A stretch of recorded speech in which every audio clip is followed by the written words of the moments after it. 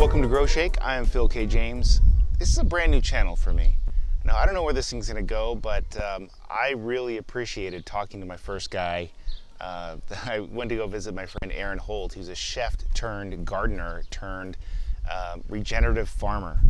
And it was really awesome to visit with him. You're gonna get a lot of really great stuff from this episode.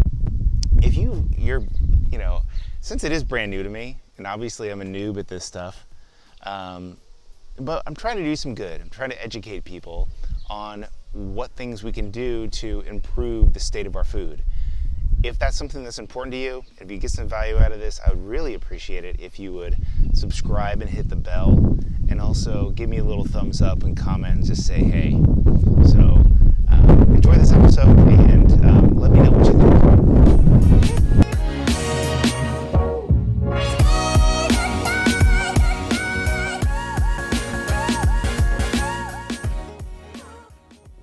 We have the capability to grow our own food. All right, hi everybody, welcome to Doolittle Farms. So I'm just gonna give you guys just a little tour. So this was built by my great-grandfather in 1905. So I am the fourth generation. This is on my mother's side, so that's the Doolittle name. My mother's maiden name is Doolittle. My grandfather, Wesley Doolittle, lived out here his whole life. My mom was actually born in this farmhouse that was built in 1905. 115-year-old farmhouse. We've been spending some time in the last 4 years. I've kind of taken over the property, trying to rebuild this property back to what it was. So we've put a new roof on the house. We've have a new septic system put in. We dug a new well. Trying to be as sustainable and kind of live off the grid as much as we can. We will be doing solar panels and all that here in the future. And we want to be 100% self-sustained in the future here. So this has just been about 3 years project. When I first got here, the farm was pretty beat up. It had been neglected.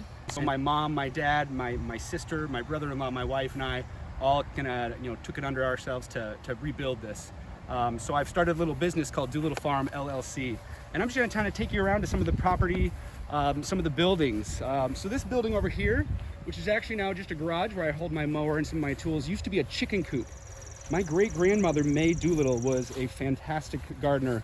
She actually won in 1925. We can go inside, there's some trophies from 1925 that she won a bunch of gardening and horticulture things.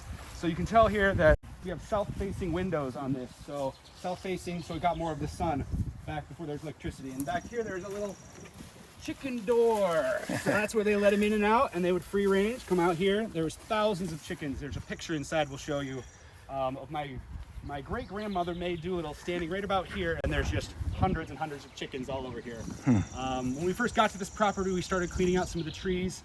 We started noticing here that these are actually mulberries. A lot of these are mulberry trees. You guys can see the mulberries are just blooming, just coming in. So we've got about 6 or 7, 8 of these, and they're a little small, but they're coming in perfectly. And what we'll do is we'll, here in the next couple days, put tarps down, get 4 people on each corner, shake the branches, and all the mulberries will fall down, and we'll pick out all the bugs, pick out all the stuff, the trees and the branches, and we'll clean them. And then we do a lot of foraging here. This right here, which kind of looks like rhubarb, is actually burdock. So you dig this down and you get this root. It's almost like kind of like a parsnip, where you can braise it low and slow, puree it. I've always wondered what this thing is. Burdock, yeah. So we have it just all over the property. It just takes over. So we stopped kind of mowing here once we figured out that this is edible, right in this spot, and we just have tons of burdock root when we do our forage. What's it taste like? Just like a root vegetable. You gotta add some butter, gotta add some sugar, gotta add some salt to it to really make it taste good. But It's good to have that chef background. that's kind of the key here, was using my own ingredients that I can grow in my dinners that I do. So asparagus season, we'll go over here to the asparagus patch. And then we just have a bunch of edible flowers around here too. So we got some lysynthia in here. This is my rhubarb that I've started kind of expanding. Started it 3 years ago and then just been planting more and more. So you let the rhubarb bolt? I let the rhubarb bolt, and I'm gonna collect these seeds and have these seeds transplant, is what all these little transplants are. Edging out, this will all be asparagus. So you saw a handful of asparagus up on the table that I got today. But this just grows so fast that if I'm not out here for 2 days, this little guy, by 2 days, will be up here. So if I don't come out tomorrow and pick that, that will turn into this. And now I've just let these go. These are kind of Dr. Seuss looking plants, roots, and then we've just collected seeds from all those and just expanded this. some of the other cool things here, this barn, it's kind of one of the really cool things. This hill is kind of on some hills, and it's just kind of a neat property. This barn was built in 1918, so it's over 100 years old. We have been named a century farm now. This barn obviously held cattle, held horses, held all types of livestock. It's got a hay mound up top. We are going to gut this thing out. We're going to get Iowa Barn Restoration to come in and fix this back up and turn this into a venue for weddings and for my own hosted dinners. We'll do harvested dinners here. We're going to take the top level. Is that 1918 painted up there? 1918, yep, right there on the front. You can kind of see the outline of it. And that's actually a working hay mound there. You can actually open that door from the inside. Oh, it still works. It still works. That's yeah, awesome. It's on a pulley system. Yeah, you got the pulley up there. It still opens up. So we got to get a picture of me at some point with that sitting up there before we take out the top level. Because what we're going to do is make this opened up. Okay. And make it a big cavernous barn and with chandeliers and lighting. The little garage will be my chicken coop next year. Then here, we actually just mowed this down. Unfortunately, it was just beautiful not too long ago, but we have about 1.5 acres of prairie land. I had kind of thought maybe we could turn this into an apple orchard or fish big gardens, and then we decided, hey, you know what, let's try to work one with nature and not just turn every piece of land into a money opportunity, growing opportunity. Let's keep this natural, because that's going to support a lot of the natural wildlife that's around. My uncle is great with this stuff, and so he's kind of come here and helped me out. We're going to turn this into a nice wildflower prairie, sunflowers and all the type of things for photo ops, and then just for the pollination of bees. And just wildlife. You know, we want wildlife to come. Even though rabbits eat all your stuff, you gotta fence it. You know. Well, hey, rabbits attract the apex predators too. Yeah, well, exactly, and that's part of the whole ecosystem, and trying to self-sustain and not try to fight with nature, but work with nature. Is really what a passion, I guess, is. And I think there's a lot of us out there now that are taking their old family farm or buying a plot of land and trying to do this self-sustaining farming. Now you kind of, I don't want to, I hope you don't take this the wrong way, because it's a question that came up in another talk with somebody who works with a lot of sustainable farms. Yeah. One of the biggest issues that people have is access to land. Yeah, I mean, if you look into vertical gardening, you can YouTube just the term vertical gardening, and you're seeing some of these people who are building a ton of resources in their backyard. I know somebody personally who has got a bunch, 21 chickens, I think, is what you got back there, Phil. Yeah.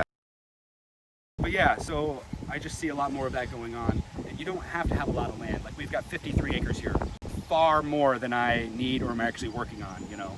I'm only working on about 1/2 acre here. So really, my backyard in my house, I have a house in Altoona, is raised beds, and we're growing a lot of stuff that we eat, snap peas and lettuces and carrots and beets, all these things that we eat almost on a daily basis. So you don't need a lot of land to be able to do some of these if you just kind of learn some of these techniques of vertical gardening and compact gardening. Well, another cool spot out here is the timber. So we've got kind of running all along here is 9 acres of timber.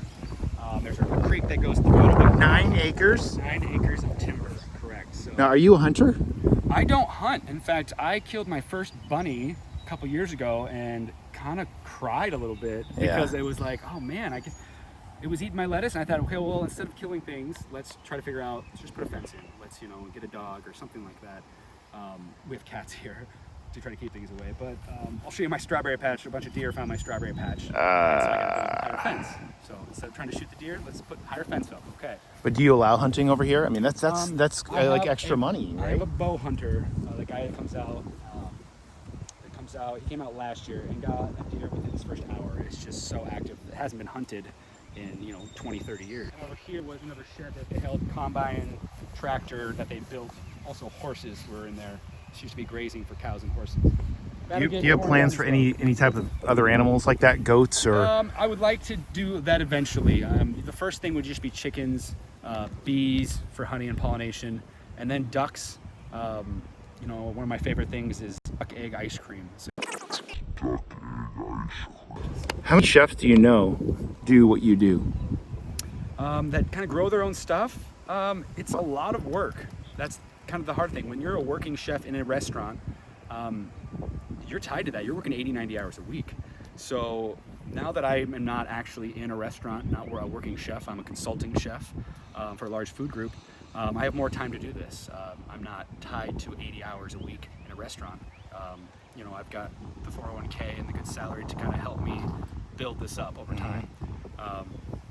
But you know, I don't know a lot of people who are able to grow their own food on their property or do dinners. There are places that do that. You know, there's places in New York. There's kind of where I got the idea was from Chef's Table. Was, you know, they're growing Blue Hill. They're growing a lot of their stuff right outside their restaurant, foraging on the land. Heirloom Fire up in state New York. He does a lot of dinners like this. Chef James. It's just kind of the cool thing, I think. I just think it's really interesting, and we're selling out dinners, so I think the public thinks it's interesting, and knowing where your food comes from. This whole pandemic thing is, it definitely piqued I've always had this in the back of my head, so it was natural for me to sort of almost become a pseudo activist anyway.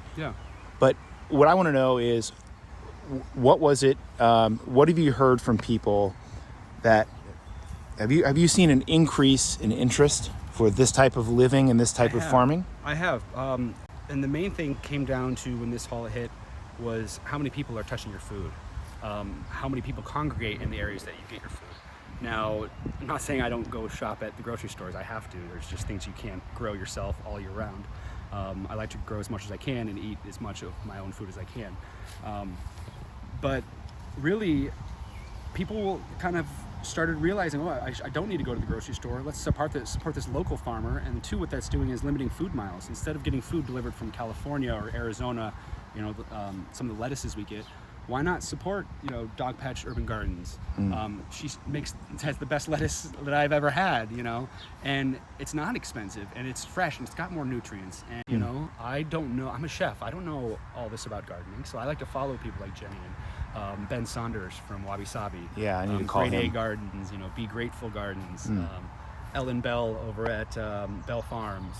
She does a great job with bees and honey, and it's just a culture of gardeners that will share their information if you just ask. They want as many people growing their own food, and you know, as much of there is people going hungry out there. You know, some of these kind of, I call it lazy man gardening, the perennials that come back every year, the strawberries, the raspberries, the blackberries. It's a little bit easier to maintain. We have the capability to grow our own food, and that's just something, maybe a little education, teaching kids, and that's something else I want to do out here, is bringing families, bringing kids, educating people on where food comes from and how to grow food pretty easily, you know. Big knocks on this type of farming is that it's elitist, and I take issue with that. You know, obviously, but I know you're not. I'm a chef. You no, know, I don't make a lot of money. So. No, I don't mean that to be defense, to put you on the defense.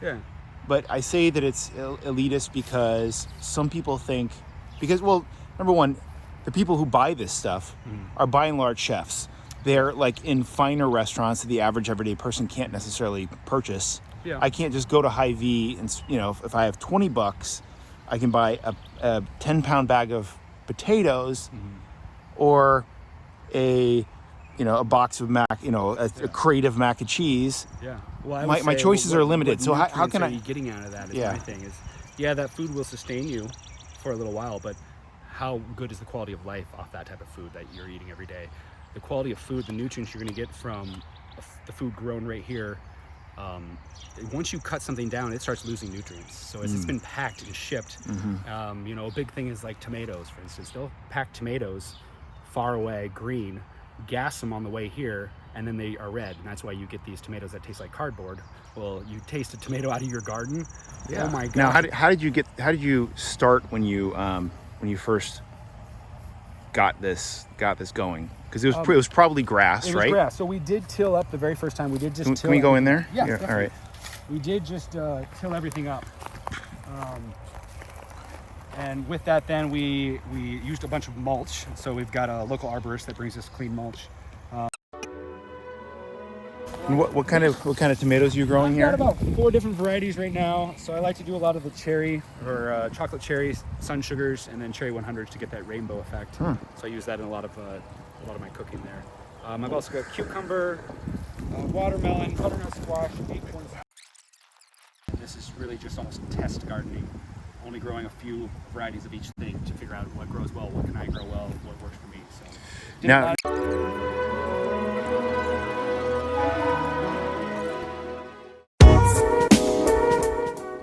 got chives, we've got some sage down here, some cilantro, some big patch of oregano. If anybody wants some oregano, I've got all I can handle.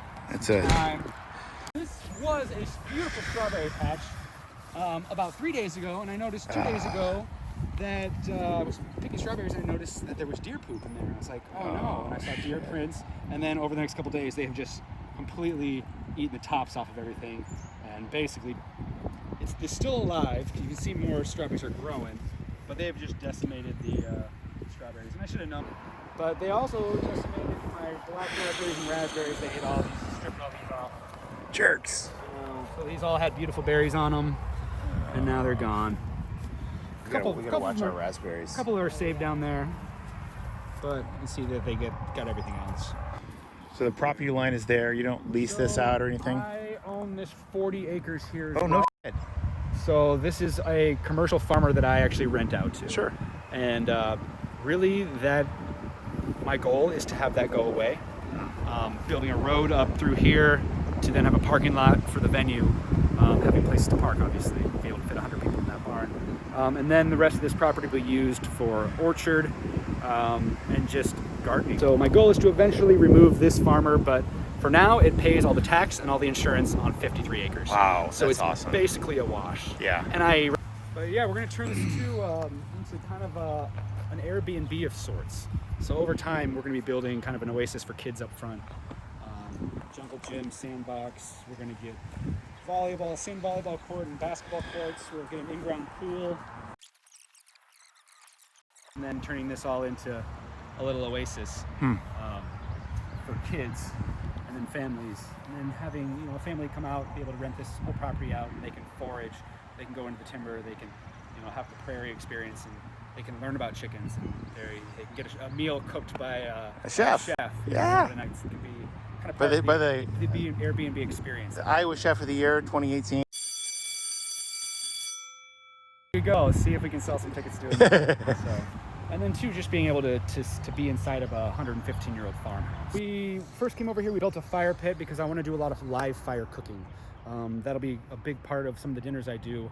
When we do prairie dinners, we do barn dinners, will be live fire cooking. So smoking, or just, cooking on a campfire. I think it's just really cool to take that other aspect. I've been cooking my whole life. But taking another aspect of it, having to be able to control the fire, control the heat using the embers, it just adds that extra layer of kind of challenge to cooking. So it just makes it. This is where we do a lot of the live fire cooking. So I've got this grate here. We actually don't cook on the grate. We actually just put our pans on here. We're actually just doing a lot of cleaning now. We had some black walnut trees taken out of the timber. We are trying to open up the timber so we can get into it. It's so overgrown. So they took out a bunch of black walnuts.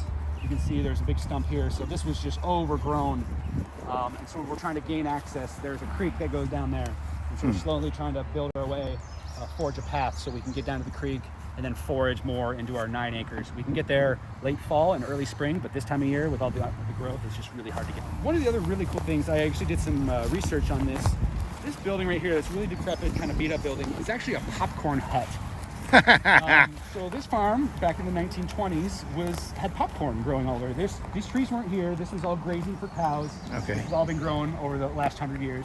But this was grazing here, and they had popcorn growing all over here. And they actually had about 12 of these huts all over the property back when there was thousands of acres. Now there's only 53, but there was thousands of acres before. And they would dry the popcorn here, and then they would sell it in town at the Storybook Theater. And I actually looked into this, and they actually have documentation. The Storybook Theater in Story City, just 2 miles away here, just over the interstate. It's still there? Yeah, Story City is a great town. Very big and Scandinavian, awesome little town. Thriving Main Street and all that. But they have the Storybook Theater still in operation now. It's over a 100-year-old theater. And Doolittle Farms used to supply their popcorn.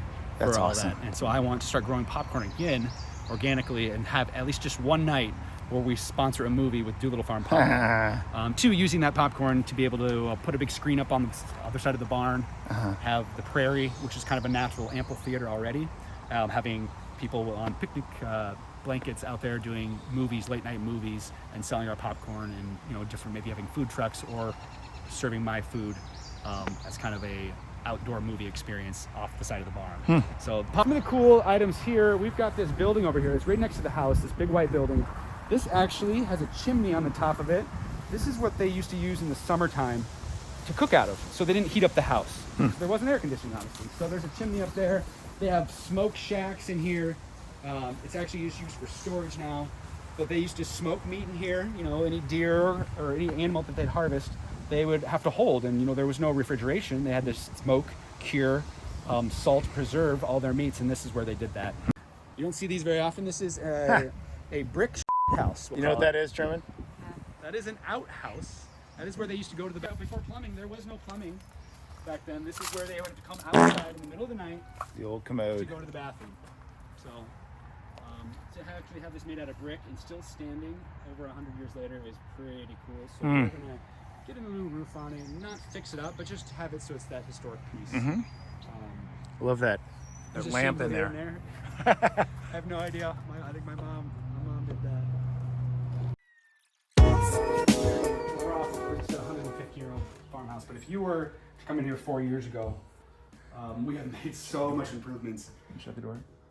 Just one, we took up all the carpet. There was carpet here, and this is all the natural hardwood floor, which is in like amazing condition, being that it's a 150-year-old farmhouse. But this is all my great grandfather there.